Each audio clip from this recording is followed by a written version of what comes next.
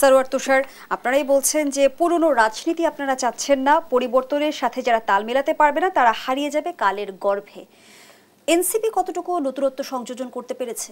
NCP তো এখনো আতুর ঘরে, এবং এটা মানে আত্মপ্রকাশের পর দিন থেকে রমজান শুরু হয়েছে, এখনো আমরা মুভ করা শুরু করতে পারিনি। কিছু ছোট ছোট নিজেদের মধ্যে অভ্যন্তরীণ কিছু কাজ, ঘরোয়া কিছু কাজ করতে পারছি। ফলে এই প্রশ্নটা করারও এখনো এটা একটা প্রিম্যাচিওর প্রশ্ন, মানে আরেকটু আপনাকে দেখে তারপর আপনাকে বলতে হবে যে কতটুকু পারলেন আপনারা নতুন রাজনীতি উপহার দিতে। সেটা তখন প্রশ্নটা যৌক্তিক হবে, আমাদেরকে উত্তরও দিতে হবে। ইতিমধ্যে কিন্তু রাজনৈতিক বিশ্লেষকরা আপনাদের রাজনৈতিক দল গঠন প্রক্রিয়া নিয়ে বিভিন্ন ধরনের প্রশ্ন তুলেছে। না, রাজনৈতিক বিশ্লেষকরা তো ঠিক আছে, যার যার অবস্থান থেকে কথা বলেন, এবং সব কথা তো নিরপেক্ষ হয় না।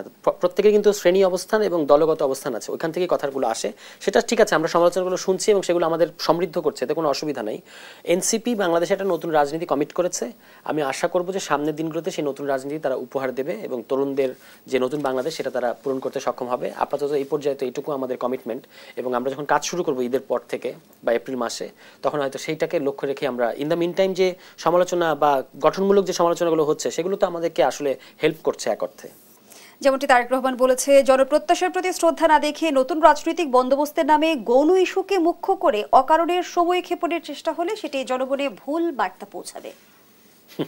না, ঠিক আছে, ওনাদের ক্ষেত্রেও তো একই কথা বলা সম্ভব হবে যে একটা সবচেয়ে বড় দল হিসেবে গণঅভ্যুত্থানের পরে দেশ গঠনের সবচেয়ে বড় ভূমিকা রাখার কথা ছিল বিএনপির, কিন্তু আমরা দেখতে পাচ্ছি সারা দেশে চাঁদাবাজির যে মৎসব শুরু হয়েছে, এটা শুরু হয়েছে বিএনপির নেতৃত্বে, এবং তারা অন্য কিছু বাদ অন্তর্কোন্দলে এই পর্যন্ত নিহত হয়েছে 35 জন।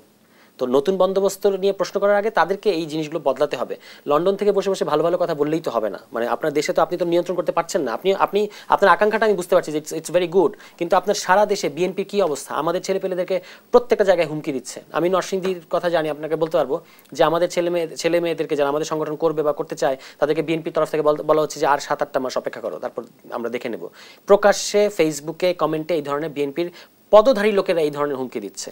তো এটা কি মানে এই ধরনের একটা রাজনীতি করে কি আমি নতুন রাজনীতিকে প্রশ্নবিদ্ধ করতে পারবো না?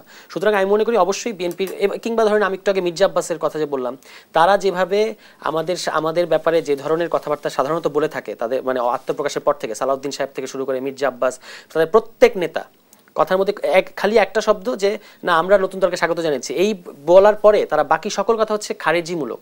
এখান থেকে কিন্তু তাদেরকে বেরিয়ে আসতে হবে, কারণ তারা সিনিয়র, তাদের কাছ থেকে আমরা শিখবো। এটা তারা বদলালে তারপর মানে আমি বলবো যে বিএনপির ভেতরে আগে তো একটা রাজনৈতিক সংস্কার দরকার। এই দলের কাউন্সিল হয় না, তারপর ধরুন যে নেতৃত্ব কিভাবে হয়, কিভাবে এই দলের হয় সিদ্ধান্তগুলো হয়, সেগুলো কিন্তু আমরা জানি না, কিন্তু প্রশ্নগুলো আমাদের দিকে তাক করা হয়। ধন্যবাদ জানাচ্ছি সরওয়ার তুষার।